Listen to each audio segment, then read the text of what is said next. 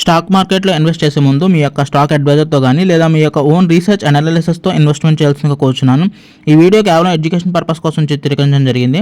We are not responsible for your trading and investment. Also we're not SEBI registered అండి. So hi అండి, ఈరోజు video కొంచెం లేట్గా వచ్చింది ఎందుకంటే క్రూడ్ ఆయిల్లో కూడా ట్రేడ్ చేశాను అనమాట. అందుకని ఇంకా బొక్కను పెంచుకున్నాను అనమాట లాస్ని. యాక్చువల్లీ ఈరోజు లాస్ వచ్చేటప్పటికి 1266 రూపాయలు లాస్ అనమాట. యాక్చువల్లీ అసలు నార్మల్గా చెప్పాలంటే 900 లాస్. కాకపోతే క్రూడ్ ఆయిల్లో కూడా ట్రేడ్ చేద్దాం అని అనుకున్నాము. మంచి సపోర్ట్ లెవెల్ దగ్గర తీసుకున్నాను ట్రేడ్. బట్ అది బ్రేక్ డౌన్ అయ్యి ఎగ్జిట్ కొట్టింది అనమాట. ఎక్కువ కట్టలేదు, 300 రూపీస్ 350 రూపీస్ లాస్ అనమాట క్రూడ్ ఆయిల్లోను.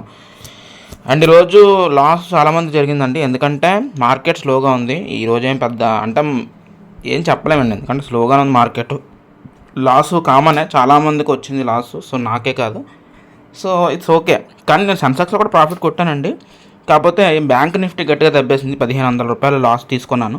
అసలు యాక్చువల్లీ 300-400 తీసుకుందాం అనుకున్నాను, కానీ ప్రాఫిట్లో ఉన్నాం కదా, ఓ 10K ప్రాఫిట్లో ఉన్నాం. సర్లే రిస్క్ తీసుకుందని చెప్పేసి ఒక 1K వరకు అనుకున్నాను. 900 దగ్గర లాస్ వస్తే అక్కడ ఎగ్జిట్ చేస్తాను అనమాట. సో ఇంకో 300 అడిషనల్గా యాడ్ అయింది అనమాట క్రూడ్ ఆయిల్ది. సో ఈ విధంగా అయితే బ్యాడ్ లక్ అనమాట. టుడే మండే అయితే అది స్టార్ట్ అయింది ట్రేడ్. చూద్దాం మరి ఎండ్ వరకు ఎలా ఉంటుంది ఏంటనేది. Let's go for the head.